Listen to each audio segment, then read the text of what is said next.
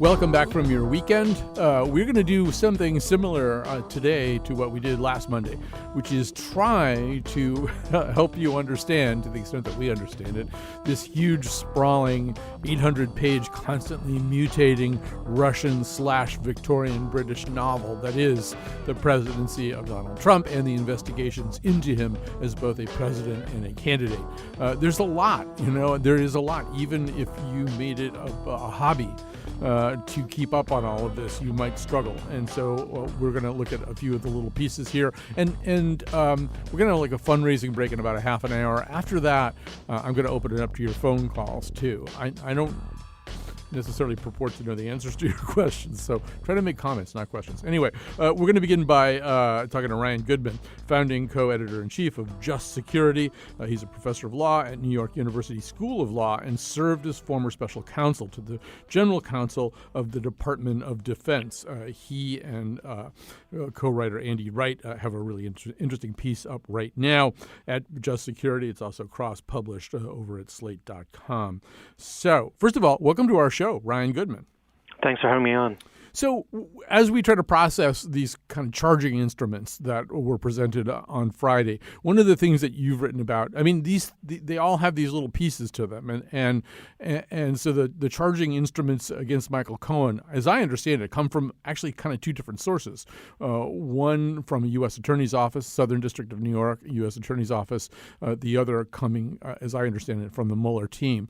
Maybe we can start with that first one. The first one seems to focus on one of the many subplots here, and that would be the payments through Michael Cohen to these two women who allegedly had relationships with Donald Trump. Can you just flesh that out a little bit? Sure. So that's right in your description of the two separate strands, and the Southern District of New York Attorney's Office seems to be the one that right now I would say has the most threatening piece of the puzzle for the president in terms of issues of legal jeopardy. And basically the major issue is that these hush money payments were well in excess of what could be a campaign contribution. They were unreported. They involved corporations making the payments through a shell company and things like that. And the issue is that Michael Cohen has pled guilty to making these payments to the two women in order to benefit the Trump campaign during the election.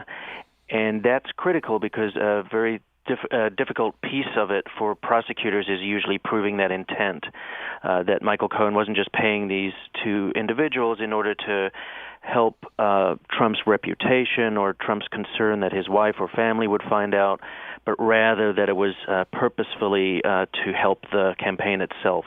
And that's what makes it a federal crime, an election law violation. Right. So, I mean, this is something that I've been wondering about for a long time prior to all this is if I were Trump's lawyers, I would be saying, well, no, we didn't do this for the campaign. We did it because we didn't want Melania to know, or we didn't want anybody to know. Nobody wants anybody to know this stuff. So how do we know it's a campaign violation? Apparently because Michael Cohen said he did it for this purpose, right?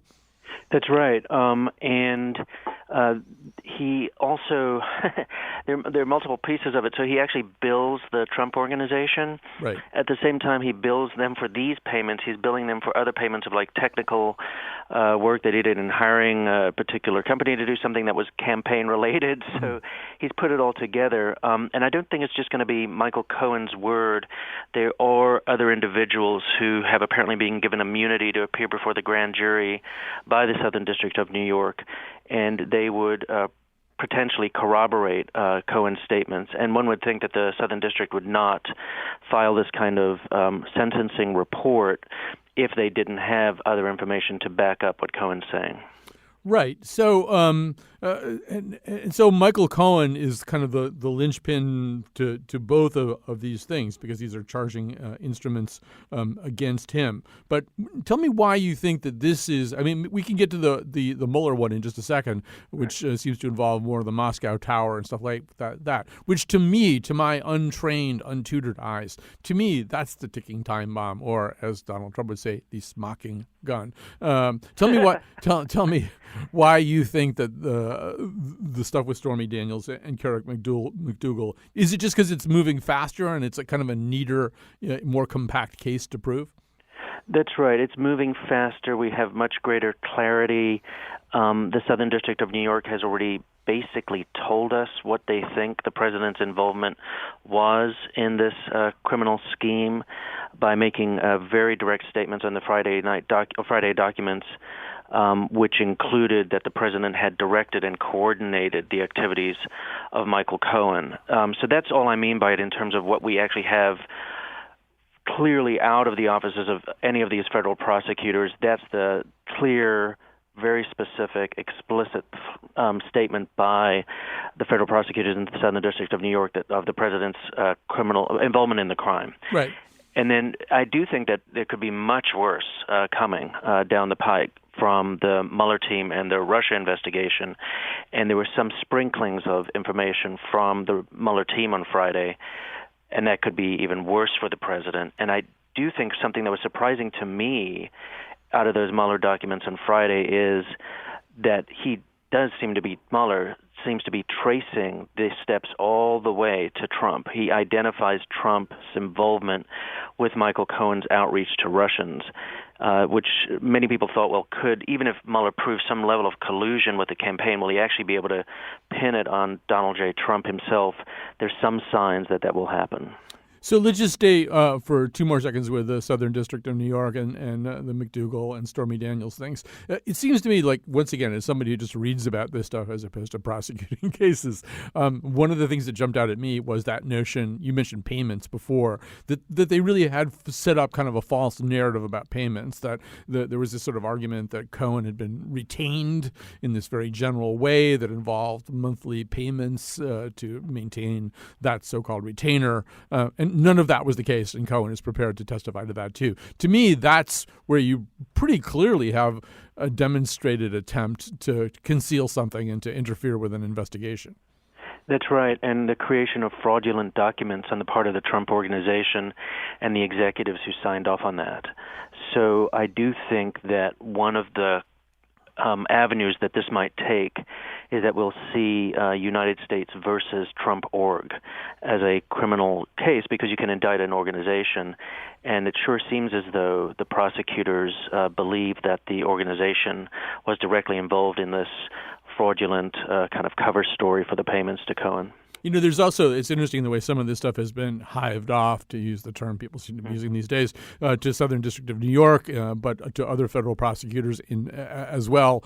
I would guess, there was kind of a worry a few weeks ago when Mr. Whitaker was the acting attorney general that maybe he would shut the Mueller down. Well, you can't shut all these things down. But there's also kind of a way in which it takes a little of the pressure that Trump likes to direct at Mueller off of Mueller. I mean, the acting U.S. attorney in the Southern District of New York, as I understand it right now, is a Trump appointee. It's a little harder to say that he's on some kind of vendetta.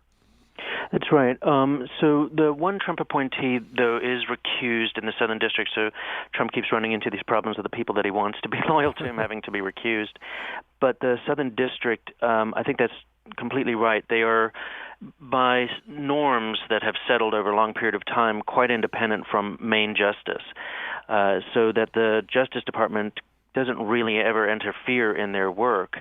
So for the White House to try to do it, or Matt Whitaker to try to do it, would break all sorts of norms. Of course, many norms these days are being unsettled and disrupted, but that would be a particular firewall that I think many people inside the Justice Department would be extremely concerned about. And therefore, this hived-off investigation, prosecution has a life of its own beyond the control of the president.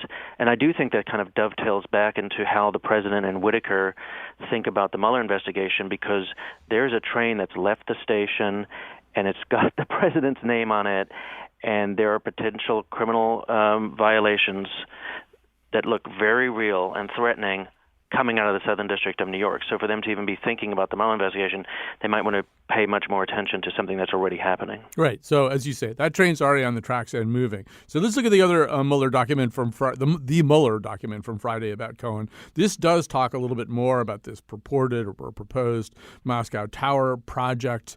To me, that's always been a source of great interest just because of the amount of money that's involved. But also there's some new things, I think, in the sentencing document, too. I mean, there's some reference maybe to yet another Russian state actor or something of some kind who was trying to make some kind of contact with Trump through Cohen. I mean, there's quite a bit going on there. I don't know if you had a particular thing that jumped out at you. Yeah, I think the piece that jumped out at me is the elements that come up in 2015. So it puts everybody thinking about a different kind of a timeline, and that in fact these overtures from the Russians to Cohen come in November 2015. It comes from an individual who says he's deeply connected to the Russian Federation and that he wants to organize a meeting with Putin and Trump and to have quote-unquote political synergy, which suggests that they want to help the campaign.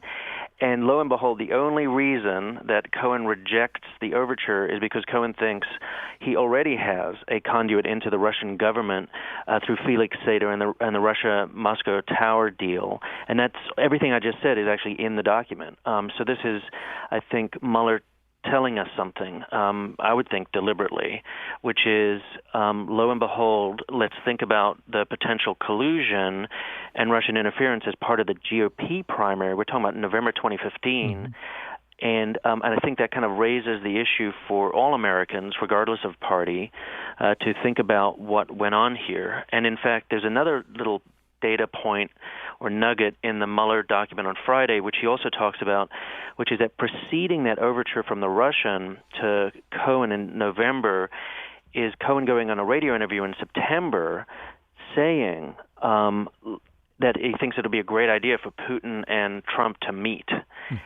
And he had previously lied by saying that there was just his own kind of harebrained idea that he thought of spontaneously, and then the Mueller document says, no, he actually came forward and told us that that was specifically planned by Donald J. Trump himself, and that Trump was trying to make an overture to the Russians. So that's September 2015.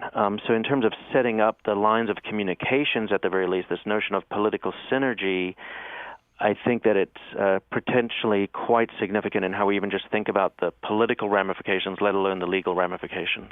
And we should say the Moscow Tower, in all of its grandeur, speculative grandeur, was never built. But right. To me, one of the things that I'm the most interested in as we go forward, I mean, as you, I think, alluded to a little while ago, Trump now has an immunity, Mueller has given an immunity deal to Mr. Weisselberg, who's the chief financial officer of the Trump organization, and I would imagine knows an awful lot about numbers. I have a lot of questions about where was the money coming from to build this tower, and how was money going to come back to the Trump organization. The Trump organization, although it's sort of in a trust, it's run by his sons. To me, as I watch this part of Mueller's investigation unfold, it seems to me, it's a longer game than Stormy Daniels and Karen McDougal, but there's an awful lot of money on the table going down the road with this story. I don't know if you want to comment on that. Yeah, I do think it's a place to keep one's eye on, and it's difficult to know what all of the moving parts are or were for this deal. I do think there are various interesting elements to it, like this report that came out that and then was corroborated by a number of media outlets, that the deal included I think a $60 million apartment for Putin himself, which would have been a potential illegal payoff. That when Cohen reaches out to the Russians and has a conversation with senior Russian officials, secretary, he actually asks them about financing. And that was actually in the original BuzzFeed story about the Moscow Tower deal, where they're actually thinking about financing through Russian banks, and that seems very worrisome on a number of levels. I think for Mueller, these are important questions, but I don't think that Mueller's necessarily going to go into financial crimes. He's only going to, but it's important to him to go into these deals and understand them for getting a grip on motive, quid pro quos, and the like that could form an understanding of the relationship between Trump himself, the campaign, the organization, and the Kremlin. So, Ryan Goodman, as we go forward, I mean, it seems to me, and you've alluded to this too, that Mueller, when he does these so-called speaking indictments or these kinds of sentencing instruments like the ones that came out on Friday, people ask, when's the Mueller report coming out? Well, you could argue the Mueller report's coming out in installments, basically. It's more of a serialized novel. I'm sure there'll be a full report at some point, but he's trying to tell a story right now because it's probably important at the political level of a lot of this stuff that the story be understood. It seems to me you, as a journalist, are trying to do a similar thing, too. This is an extraordinarily complicated and difficult story for the layperson to understand. And I note that you've done stuff like, justsecurity.org offer a perjury chart, which I find very useful as somebody who's trying to keep up with all this stuff. Maybe you can say something about that. I mean, there's an explanatory journalism function that needs to get done so the American public understands what kind of story it's in the middle of. That's right. I think it's so difficult and dizzying, and many people, I think, just don't know which piece to try to track and where they should keep their eyes focused. So it's a hard set of work for those of us who are trying to translate what's going on to a wider audience and translate the kind of legal jargon and legal ins and outs to a wider audience. And that's some of the task, but in some sense, this material is very rich. It does tell a narrative. There's almost a narrative arc to some of it, and the ways in which I think I completely agree with you that Mueller, instead of waiting for this final report, he does seem to be filling in the different pieces of the picture. It's an incredible narrative of the Moscow Tower deal in that document that came out, and that's part of what we have to kind of do. And it's pretty incredible, the story that's being told, and I think that it's also important to kind of break through all the noise. And some of these Mueller documents are the most reliable documents, and the SDNY documents, in trying to understand what's not disinformation, what these federal prosecutors with a huge amount of experience have been able to document and are willing to prove in court. And then I think there's a burden on those of us who are trying to do the translation to be faithful to what we know and what we don't know. So just as a way of example, I did think that people got out ahead of their skis by saying that the SDNY has accused President Trump of committing a crime. There are certain elements that still are required. They would have to prove that Trump himself made those hush money payments or organize the hush money payments to help his campaign rather than to help his own personal reputation. And so we said that on Just Security to help people understand that other claims they may have heard over the weekend weren't exactly accurate in terms of saying that they've accused him full-blown. I do think they have accused Donald Trump of directing federal crimes by Cohen. So for all intents and purposes, many people might think that's enough for them. But I think that's part of the difficulty here. And another part of the difficulty is understanding that, the scope or significance of different developments. So how big a deal is it that these are federal crimes that are being placed right at the president's doorstep?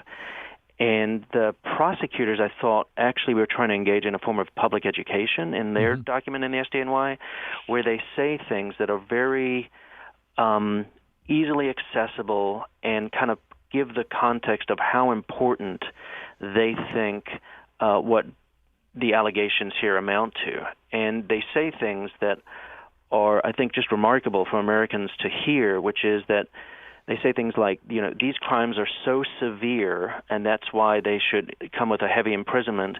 And they say things like, they say things like that the campaign violations, quote, struck a blow to one of the core goals of the federal campaign finance laws, transparency, quote. And then they also say that Cohen, at the direction of Trump, quote, deceived the voting public by hiding alleged facts that he believed would have had a substantial effect on the election, end quote. So I think that's important. And I think that was also what's lost to some degree in the punditry back and forth and the spin as to how small and are these just process crimes or things like that. I think it's a very big deal what happened on Friday. Very big deal. It's a significant moment in history in terms of the Justice Department saying what they said about their own president. All right. Well, there's much more to come, and obviously starting in January, a lot of things change. The House leadership changes over, and we'll have lots more to talk about. But we'll pause for now. Ryan Goodman, so great to talk to you, founding co-editor-in-chief of Just Security, professor of law at NYU School of Law, and served as former special counsel to the general counsel of the Department of Defense. Thanks for doing this today. Thanks so much for having me. Now, I'm going to say to you people who are listening, what's going to happen right now is we're going to take a little break. Some very nice people are going to ask you to support public radio. If you support public radio during our show, well, it means to us anyway that you like in particular the kind of work that we're doing here, whether it's the kind of work we do today or on some of our more fanciful days. And so if you would make the call during our show, we'll get a little bit more credit for it. And then when we come back from that break's only 5 minutes long, all right? So when we come back from that break, I'm going to take your phone calls. I'm not Ryan Goodman. I won't have as many answers as he does. But if you want to just talk a little bit, I mean, maybe even a little bit about your own anxieties as we go forward, as these stories unspool, or just the sheer difficulty of comprehending it all. I mean, you could make it a full-time job and still probably not understand more than 75 to 80% of it. So we'll take a little break. We'll come back. Meanwhile, support the show, support the station, support the concept of public broadcasting. It's a crazy world.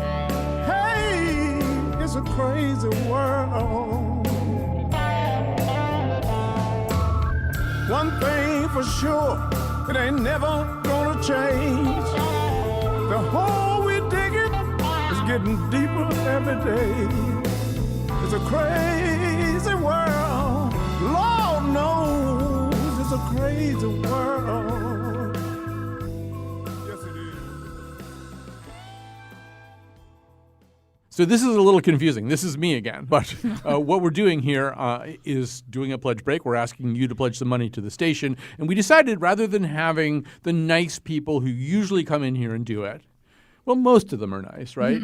I mean, Carmen Baskoff can be a very tough cookie, but most of the people who do this are very nice. We thought we would have our entire staff come in here and all the people who work on the show come and talk to you about why it is we do what we do. And so while we're doing that, we're hoping that you will call in at what number, Betsy Kaplan? 1-800-584-2788 or go online at WNPR.org. Click the Donate Now button. And so let me tell you who's here. That was Betsy Kaplan, the senior producer of the show. Jonathan McNichol, one of the other producers, is here. The new kid on the block, Scott Breedy, who's producing for us now and also producing for Wheelhouse and Where We Live, is here. And Golden Globe nominated filmmaker Carlos Mejia is here.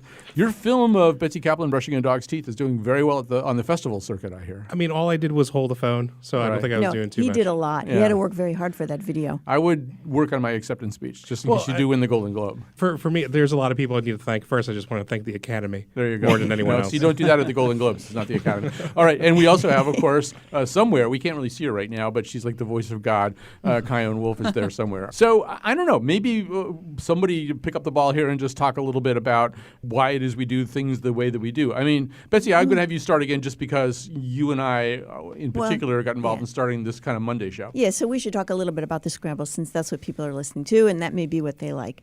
But we've been doing this for a couple of years now, right? And part of it was because often we would have a show scheduled for Monday, and then something really bad or interesting would happen over the weekend. And one day Colin came in, stamping his feet, complaining about how we had this show scheduled for Monday and we couldn't do what he really wanted to talk about. So we decided to leave Monday open and just do news from the weekend. Right? Does that? I was screaming. I was shouting. It was terrible. I actually hit a couple of people's cars in the parking lot. I was that upset about it. But, I mean, Jonathan McPants, what are the things we do here? And by the way, as we're talking about all this stuff, we're kind of hoping you're going to call in at 1-800-584-2788. There are really nice people there who are going to take your call. You can make a pledge $100, make a monthly gift, whatever it is you want to do, or go online at WNPR.org where you'll see all these wonderful things that you can get back. But I think it's fair to say one thing we do a lot is say, how could we do the show differently, right? Right, and we've done a lot of different things with the Scramble. Originally it wasn't maybe as so purely newsy as it's been sort of in the Trump era. We've leaned towards calls some weeks to get the audience on the air talking back to us. Or sometimes it's 3 different experts in 3 different segments about 3 different things that happened over the weekend. So Scott, you recently started to produce some of these Monday shows. Any surprises for you about that? So I did the first one a week ago, and you were like, "Oh, don't worry about it. Don't spend your Sunday worrying about this stuff. We'll just start fresh on Monday morning. I'll line up some guests then, and we'll go from there." And I was like, that just does not work for me because I'm like too nervous about things. So on Sunday morning, I started like 10 o'clock, and I had these people's cell phone numbers. Where it's people at like the Slate.com and the Washington Post, and I was sort of expecting like, calling them and like getting them screaming at me like, "Why are you interrupting my Sunday?" But they were all so pleasant and like appreciative to be on the show. So that was really cool to me. We built up some goodwill with these people. It did, yeah. And also they don't get to take the weekends off. Right. So we just got a couple of minutes left, and I want to make sure that both Wolfie and Carlos get to talk. I don't know, Carlos, you're relatively new here at the station. Say something that will make someone want to give a pledge based on what you've seen here. I mean, I know Scott got the nickname as the new kid on the block, but I feel like I'm the newer kid on the block more than anything else. Just my new radio job, and just seeing how you guys work behind the scenes and seeing how a show comes together very quickly. I'm kind of like Scott. I'm working on a show, co-producing a show with Jonathan tomorrow, and I'm sweating underneath all these clothes is what I'm getting at. And it's a lot of hard work, and it's amazing just to see how much work actually goes into everything. In real life, that show's already happened, but we know what you're talking about. So, Wolfie, you can get us out. You've got the clock, so wrap up the break for us. Yeah, you're hearing from some people who work really, really hard in an industry that, let's just say, your money goes a really long way here. And so, when you make a pledge, you're supporting the great work that these people do that get everything to your ear balls. I'm going to edit that out. No, I'm not going to edit that out.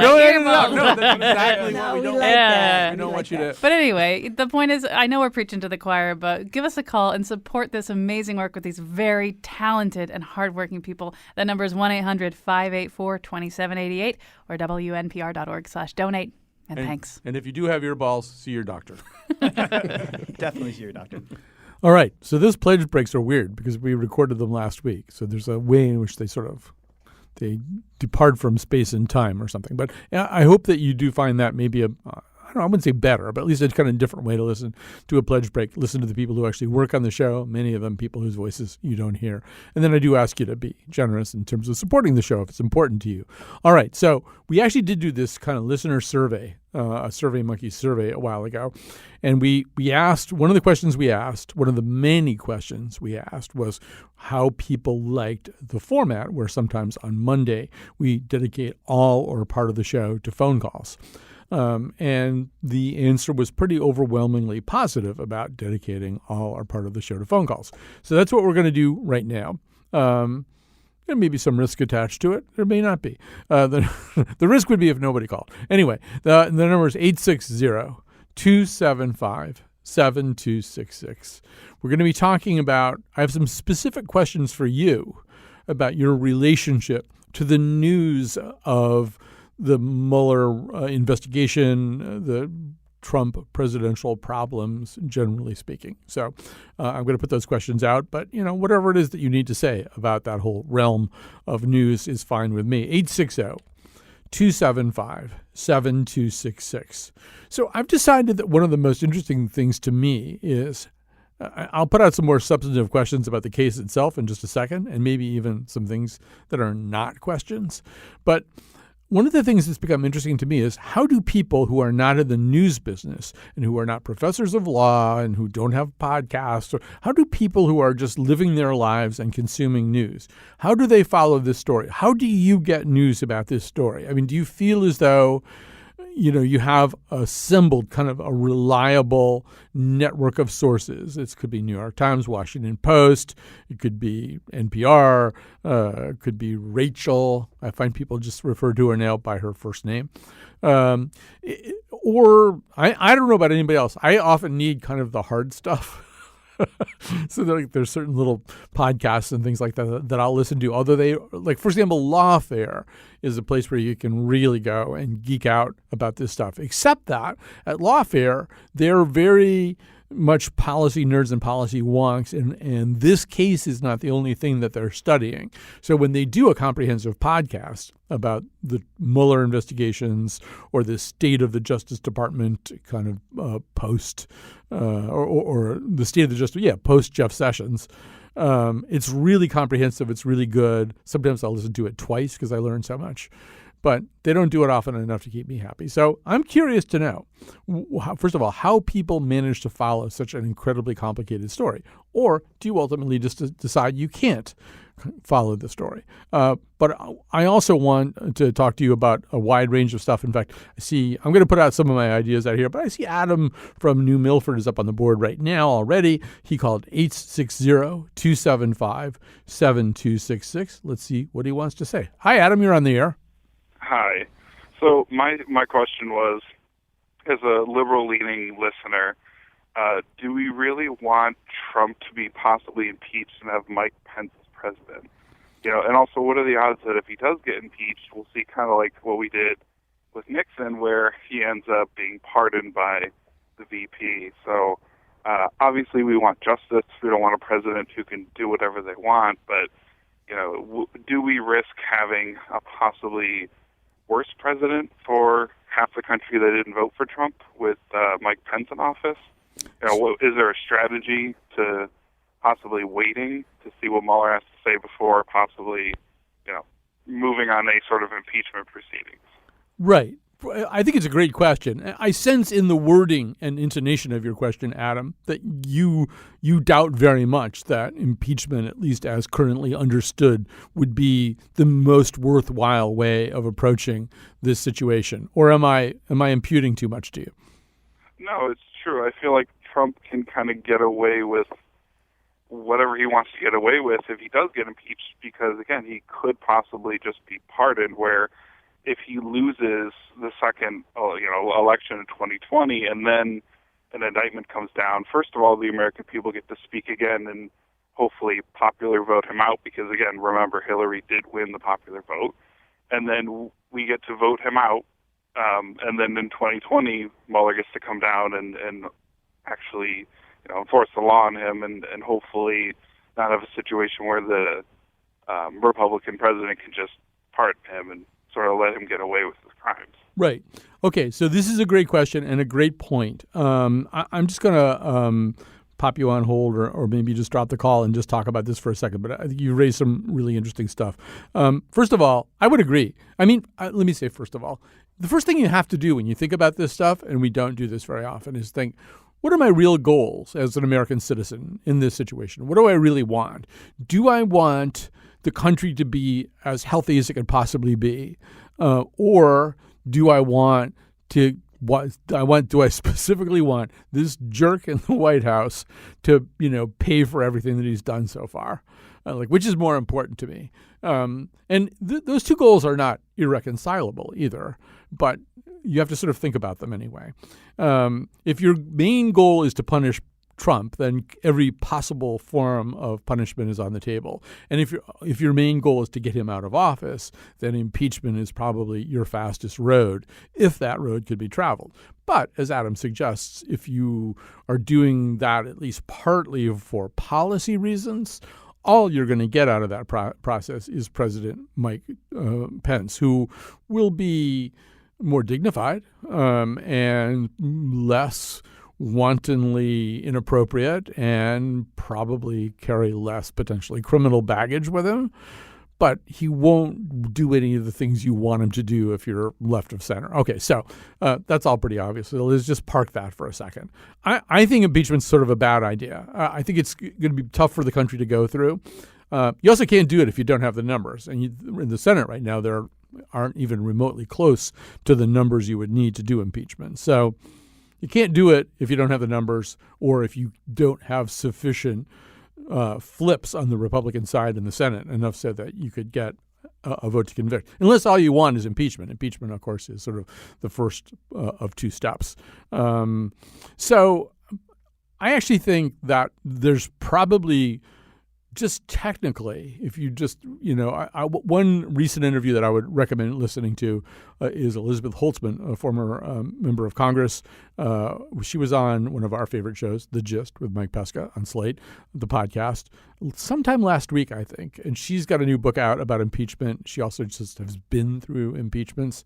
She makes a pretty persuasive case that, in terms of what you need to do an impeachment, it's already there. Like legally, technically. But of course, impeachment isn't, strictly speaking, only a legal or technical process. It's a political process. It's one that requires a massing of public will. So, there it gets a lot more complicated. I also want to say we're going to continue to take phone calls here, 860-275-7266, 860-275-7266. I think everybody has, and I'd love to hear, A, how are you following this story? And B, what are you? I think everybody has sort of different scenarios in their heads. Like Adam has just sort of laid one out, impeachment, but you don't get what you want, or impeachment and the best possible things that could happen for the country don't happen. So that's number one. Number two, might be a very different kind of scenario. My guess is, and Adam kind of alluded to this too, in a way, a lot really does depend on the 2020 elections. Assuming that President Trump seeks re-election, and he probably will, particularly if some of these criminal charges within the Mueller operation begin developing in a certain way, because your strongest – I have covered a lot of politicians who are in trouble for political corruption at the mayoral level and the gubernatorial level, and not really at the presidential level. I mean, I've stood back and beheld what was happening there. But watching them at the gubernatorial and mayoral level, I always think the more power you have, the more you have available to trade. So when you see a politician who's really under the gun, a governor or a mayor or something like that, who's really under the gun, and you wonder, why hasn't this person resigned already? Resigning would, take so much of the light and heat off this person. Well, part of the answer is that this person doesn't want to give up any of the power, because the power gives you a little bit of an ability to affect some of the ways that an investigation might go or a process in a legislative body might go. But it's also the thing you have to trade. If you haven't traded it yet, then you don't want to give it up. So I would imagine that he's going to seek re-election in 2020, and it's going to be really important. And I mean, the other thing that he could do is not seek re-election and exercise his pardon power. Remember, the pardon power can be exercised, even after a November 2020 election. He's still president until the new president gets sworn in, and presidents do this all the time. They just hand out late pardons and commutations and stuff like that. He can pardon people like crazy. A thing to remember is not everybody can be pardoned. There are people, at least as far as the way that we understand it, there are people who have been given immunity who therefore can't be pardoned because they've already been given immunity. They can't be charged. They also can't claim the Fifth Amendment because they've been given immunity. And that would be the case, it appears, for example, for the chief financial officer of the Trump administration. He has been given, as I understand it, blanket immunity, which makes it hard for him to take the Fifth, also makes it hard to pardon him. You're not charged with anything. You watch that happen. The immunities that are given out, I mean, there's sort of two ways to compel testimony from somebody. One of them is the way that you've seen with Flynn and Manafort and Cohen. You get them, you grab them, you grab them with whatever potential criminal charges you can. You grab them by the elbow and you pinch really hard. And you see what they'll give you in order to get a better deal. But the other way you can compel testimony is to not charge people with anything and to make sure that they can't be charged with anything. And then it becomes much harder. I think Susan McDougal, for example, in the Clinton cases, I'm pretty sure she had immunity. It's one of the reasons she went to prison, because she still wouldn't testify. And you can't take the Fifth. You can't refuse to testify on that basis if you have immunity. All right, our number is 860-275-7266. Before I take David, I want to point out two interesting linguistic developments of today. Every day brings new linguistic developments. So we have the word smocking. Earlier today, President Trump, in a tweet, and he did this twice in the same tweet, which indicates that he does think that there is such a thing as a smocking gun. He said there's no smocking gun, Smokking. So it's possible that we have a president who does not know how to spell the word smoking, or he's inventing a new word. You can never really tell. Or he wants us to talk about smocking instead of talking about stuff he doesn't want us to talk about. And the other linguistic development is that Glenn Kessler, who leads the fact-check organization of the Washington Post, which is one of the 3 or 4, depending on whether or not you count Snopes, one of the 3 or 4 major fact-checking operations in the country. They're the ones who rate based on Pinocchios. 1, 2, 3 Pinocchios. 4 Pinocchios was the worst. As of today, he has introduced bottomless Pinocchio, a bottomless Pinocchio rating. And what that is first of all, I think Glenn might be losing his mind under these circumstances, but also it's for situations in which a lie has just been repeated and repeated and repeated and resists fact-checking because the person who's telling it doesn't care that he or she is being fact-checked. And so that statement can now get a bottomless Pinocchio. It's like a whole new kind of lie. All right, let me grab a call from David, and then we're going to take a quick break just to do credits. We'll come back. We'll talk some more. Here's David in Hamden. Hi. Hi, Colin. Thanks for taking my call. This is just a comment. I've lived in the New York media market for a long time, and I've heard Howard Stern and Don Imus have Donald Trump on the phone. And I think we all here know what this person is really like, and I just hope that now what's unfolding, maybe there will be a little bit of a comeuppance, and that the rest of the country or his base might really come to understand what this guy's really about. All right. Well, there's a lot to say about that. But actually, I need to take a very quick break here, and then we will come back. We'll wrap up our conversation. So here we go. If you're lying on the beach with the transistor going, kick off the sand flies, honey, the love's still flowing. If your head says forget it, but your heart's still smoking, call me at the station. The lines are open.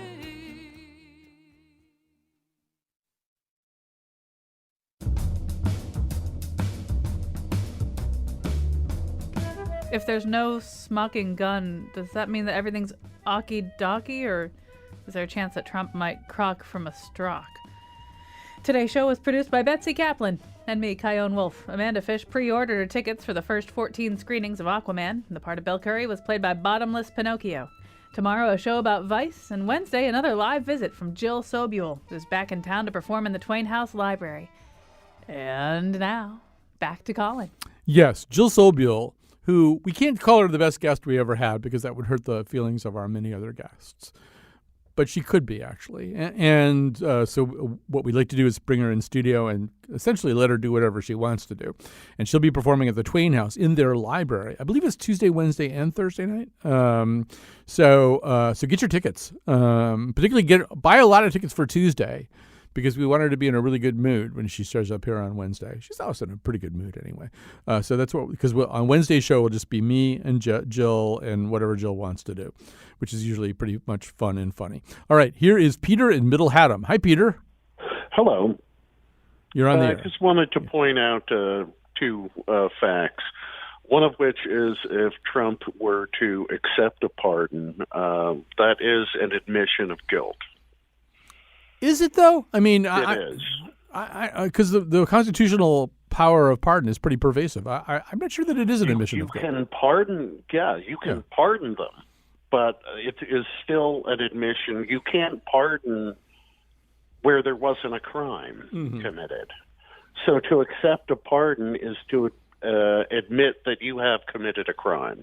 All right. What's your second point? The second point is that should Pence decide to pardon our fearless leader, that only relates to federal crimes. Mm-hmm. And so in all the various states that he's committed crimes that will apply, he can still be prosecuted in every state that they've committed crimes. That is absolutely the case. And I wouldn't be surprised to see. I mean, first of all, I'm not sure that anybody can reliably assume that Mike Pence is going to pardon Donald Trump. And Donald Trump also may try to pardon himself. That's like almost a theological question, whether you can do that or not. I'm also not 100% sure that we can legitimately say that anybody who accepts a pardon has admitted guilt. I will research that and bring back some answers on it.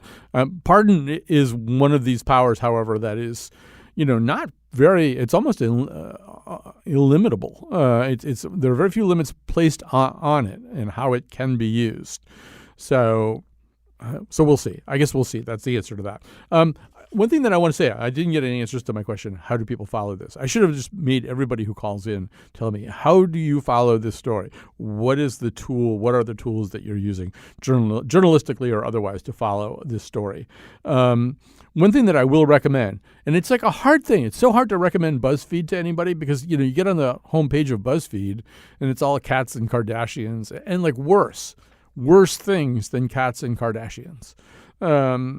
But, I mean, if you can sort of get past that presentation, BuzzFeed's investigative staff is pretty amazing. And so if you go back, I actually do think everybody has their own little theory about this, what this case is really going to be about, what it's really going to come down to in terms of maybe the most impeachable offenses or the most imprisonable offenses or the most egregious offenses.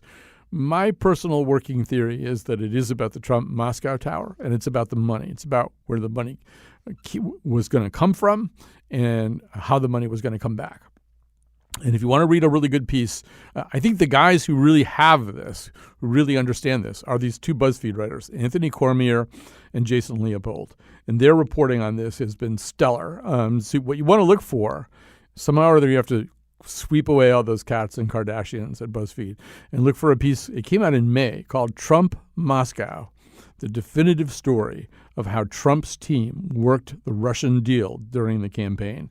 There's a lot of stuff in that story that now is just coming out in some of the charging documents and sentencing documents and indictments. I mean, they've sort of had a lot of this stuff for a while. They are really, really good reporters. All right, so that music means that we're almost out of time, so let me just quickly say thanks to everybody who helped out today.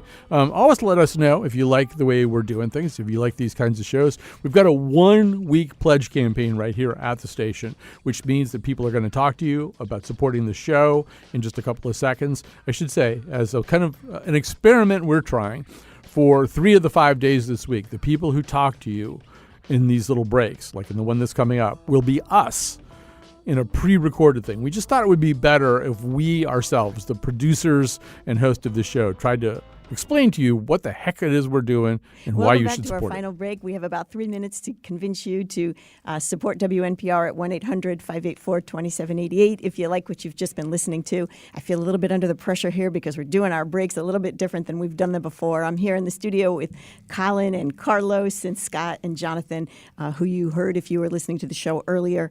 So and Wolfie. And Wolfie, I'm sorry, Wolfie. That's okay. So I'm I'm in the gonna, other room. Is there any way we can make you feel even more pressure? Yeah, so this I is would like to do that. No, this is this is good. And this is my life. Do you understand what I go through? So now I'm going to turn it over to somebody else. Anybody, pick it up. Well, let me just quickly reiterate the phone number, 1-800-584-2788. If you like what you just heard and you like the kind of creativity that we're trying to do here, call 1-800-584-2788. Make us a nice pledge. We would really appreciate that. We get credit for it, too. Or go online, wnpr.org/donate. You can do it that way. One thing we did recently is we did a survey of some of the listeners to the show. Jonathan, what did we discover from the survey? Mostly that you talk too much and you talk too quickly. Right. Which we're experiencing right now in the room here. And you mumble. Yeah. Don't forget you mumble.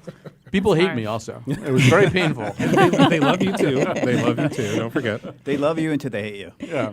And we traced most of those replies back to the Connecticut Public Board of Directors. So I'm not sure the listeners have really weighed in. But actually, Carlos, you kind of went through the survey. Anything jump out at you about sort of how people react to us? I mean, for me, the biggest takeaway was the engagement, and just people were willing to sit down and spend 8 minutes of their time just to tell us what they think about us, and that's a really big takeaway. And if you didn't fill out the survey now, don't feel bad. Too late. Yeah, it's too late, but you could still donate now. And when you call the number and you talk to a real human being, you can tell them what you think. Then we see everything that if you have any secrets or any sort of confessions when you call and make a pledge at 1-800-584-2788, we see everything. So if you didn't get to do that survey, you can still tell us what you think of the show. Send us your complaints about Colin. That's what we particularly like. I like the idea of secrets too. Caller pledges $30 a month and killed the guy in Wichita Falls 20 years ago. All right, so Scott, give us the phone number one more time. Scott's new to this, so we're having him practice the phone number. Sure. It is 1-800-584-2788, or you can go on WNPR.org. Perfect. I have Did I do that good? I have this theory that if anybody's listened, that when you listen to this show or you listen to the station during the fund drives, if you can say the number along with us, then you should probably be a member. Yeah. I think that's fair. So we can try it together. Is everybody ready? All right, let's do it. 1-800-584-2788. That sounds kind of churchy. I know, right? Scary. It's a little terrifying. Well, we are passing the collection plate after all. That's right. We got about 10 seconds left of the show. If you call now, that sends a message to the people who read our paychecks. 1-800-584-2788. And thank you so very much.